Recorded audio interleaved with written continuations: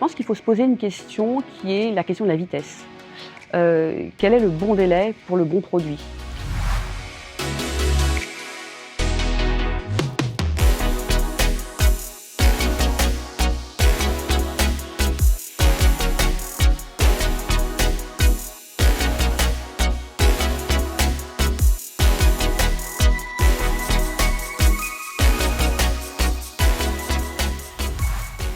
Bonjour à toutes et à tous, bienvenue dans ce nouvel épisode du Grand Entretien, notre rendez-vous consacré à l'industrie durable que nous décryptons avec des experts de la supply chain.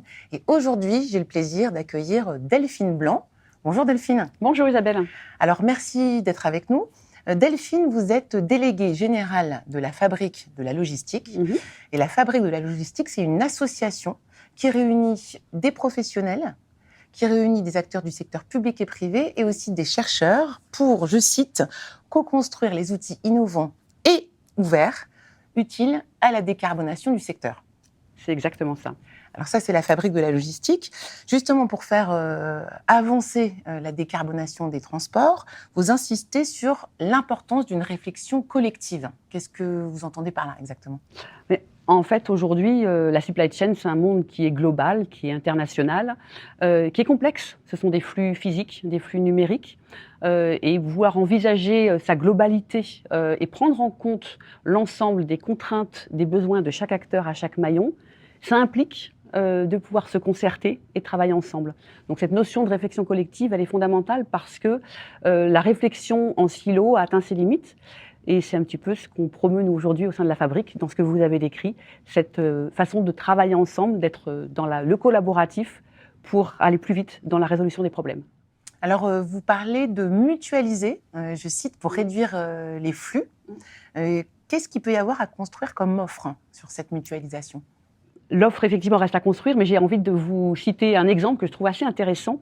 C'est la métropole de Chartres qui a, depuis septembre, lancé une expérimentation, qui a repris la main sur sa logistique en désignant un prestataire pour être l'unique prestataire de livraison dans son centre-ville. La ville de Chartres, c'est une ville qui est très touristique, qui reçoit effectivement beaucoup de monde et qui avait besoin de réfléchir à la façon, je pense, innovante, de régler ce problème de pollution et de congestion des véhicules dans son centre. Donc aujourd'hui, c'est 1500 prestataires qui opèrent avec un ELU, donc un espace de logistique urbaine associé. Et je pense que c'est une expérimentation en termes de mutualisation intéressante à suivre.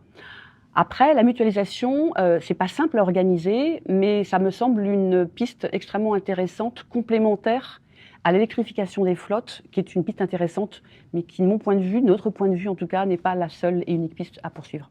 Alors Delphine, dites-nous comment est-ce qu'on peut, dans le secteur, optimiser les flux retour, la fameuse reverse logistique ? C'est compliqué.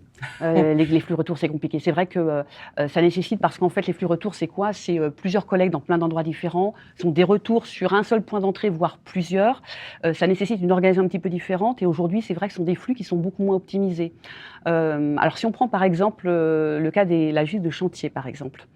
En logistique de chantier, vous avez aujourd'hui la loi AGEC qui impose de faire le tri des matériaux pour pouvoir les recycler et favoriser le réemploi, ce qui est très bien, ce qui est très vertueux. Simplement, ça va certainement occasionner des flux complémentaires en termes de retour et donc ça nécessite impérativement de penser en amont l'ensemble de l'organisation pour mieux gérer et faire en sorte qu'effectivement on ne démultiplie pas les flux retours. Et ça, c'est si on pense que le réemploi est demain l'une des filières qui va se développer, et on pense vraiment, ça nécessite effectivement de penser à l'organisation qui va avec. Après, quand on parle aussi des flux retours, on ne peut pas ne pas penser à ce qu'on vit avec le e-commerce. Aujourd'hui, le e-commerce, et notamment la vente de textiles en ligne, c'est vraiment le sujet qui génère énormément de flux retours. Qui n'a pas commandé 3 pantalons pour n'en retenir qu'un et renvoyer 2. Et du coup, ça engage effectivement beaucoup de flux. Et la difficulté, c'est que tout le transport qui est derrière est assez invisibilisé. Et donc, on n'a pas conscience de ce que ça génère en termes de flux retour. Et dans cette organisation, la question de l'emballage, elle est clé. Alors certaines entreprises proposent aujourd'hui des solutions assez innovantes d'emballage réutilisable qui permettent de limiter, je dirais, l'utilisation d'emballage. C'est intéressant, mais ce n'est pas forcément suffisant pour pouvoir avoir un vrai impact sur le nombre de flux générés par la partie reverse. Alors Delphine, j'aimerais qu'on parle maintenant du fameux report modal, qui consiste à faire basculer une partie du trafic routier, le faire basculer sur le fleuve et sur le fret ferroviaire. Tout le monde en parle. On a une grosse ambition sur le sujet puisque nous souhaitons pouvoir doubler la part du ferroviaire d'ici 2030. Aujourd'hui, le ferroviaire représente à peine 10% des flux en France. Donc l'ambition, elle est importante. Pour autant, sur le ferroviaire comme sur le fleuve, il y a plusieurs sujets à avoir en tête. D'une part, de poursuivre l'investissement sur les réseaux. Aujourd'hui, les réseaux sont vieillissants, donc il faut pouvoir continuer à investir. Il faut pouvoir aussi travailler sur la performance de l'offre, qui n'est pas aujourd'hui totalement, je dirais, alignée sur celle du routier. Et puis quelque chose de tout bête, mais vouloir pour un petit chargeur ou un moyen chargeur reporter ses flux sur le ferroviaire ou le fluvial, il faut connaître l'offre en fait. Il faut savoir vers qui se tourner, s'il y a des prérequis, où est-ce que je vais charger ma marchandise, est-ce que ça nécessite des emballages en particulier. Donc du coup, ça c'est favoriser le report modal, c'est pas si simple que ça. Pour autant, il y a des programmes C2E, certificats d'économie d'énergie, comme Appel d'air, porté par iCargo ou Remove par l'ADEME, dont l'ambition est vraiment justement d'accélérer et d'aider à pousser les moyens petits chargeurs vers le ferroviaire et le fluvial. Alors, on a parlé de la route, du ferroviaire et du fluvial. J'aimerais maintenant qu'on parle du vélo. Vous avez vu, Delphine, dans les centres-villes urbains, on voit beaucoup de vélos cargo. Qu'est-ce que vous pensez de la cyclo-logistique en zone urbaine ? Parce qu'on en pense, c'est que nous, on aime beaucoup ça à la fabrique. On a une communauté dédiée à la cyclo, qui est d'ailleurs très complémentaire dans la comodalité qu'on vient d'évoquer avec le fluvial et ferroviaire. La cyclo, aujourd'hui, d'après l'étude qu'a sorti les boîtes à vélo en septembre, c'est environ 200 entreprises, donc c'est quand même pas rien, sur 74 villes. Donc ça vous donne un petit peu l'implémentation de la cyclo en France. Donc c'est un secteur qui se développe beaucoup. La France est assez pionnière sur la cyclo et il y a également une fédération professionnelle qui s'est constituée pour vraiment défendre en fait la profession. Aujourd'hui, c'est clair que un vélo cargo n'a pas le même emport qu'une camionnette de livraison. Pour autant, ils peuvent charger jusqu'à moins 300 kilos, donc c'est quand même pas rien, mais c'est vrai que ça peut pas tout prendre en charge. Mais c'est une alternative extrêmement intéressante, notamment dans le développement des territoires, et en lien avec ce qu'on se disait sur la concertation.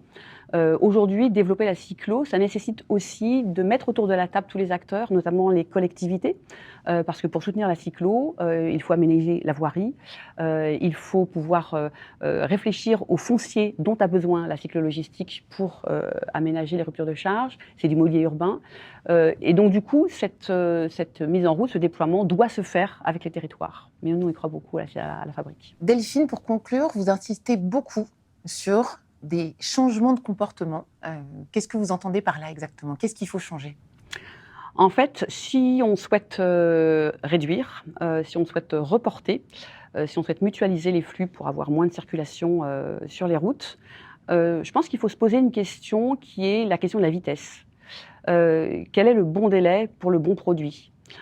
Aujourd'hui, dans le B2B, les commandes sont fragmentées, c'est-à-dire que les entreprises n'ont plus de stock, le stock est dans les camions et on a l'habitude de pouvoir commander de la veille pour le lendemain quasiment, tout au long, quand il y a 15-20 ans, les commandes se faisaient à la semaine, voire au mois. Donc on est sur quelque chose d'assez contre-intuitif par rapport à la volonté de pouvoir mutualiser. Donc là, il y a un sujet, je pense, à traiter sur la vitesse.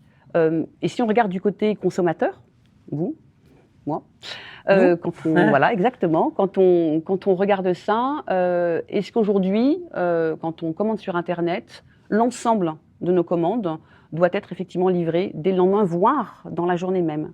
Je pense qu'il faut qu'on se pose la question si c'est un mode de livraison, une vitesse qui est adaptée pour l'ensemble des produits. Donc en termes de changement de comportement, ça implique, je pense, de pouvoir se concerter, mieux accompagner les professionnels, mais également les citoyens, sur les efforts à faire pour vraiment pouvoir accélérer la transition dans le secteur de la logistique. Delphine Blanc, merci beaucoup d'avoir répondu à toutes nos questions. Avec plaisir. Merci à toutes et à tous d'avoir suivi cet épisode du Grand Entretien. On se retrouve très bientôt avec un nouvel invité, mais d'ici là, vous pouvez retrouver cette interview, mais aussi des articles et des podcasts sur le blog de Chep. À bientôt.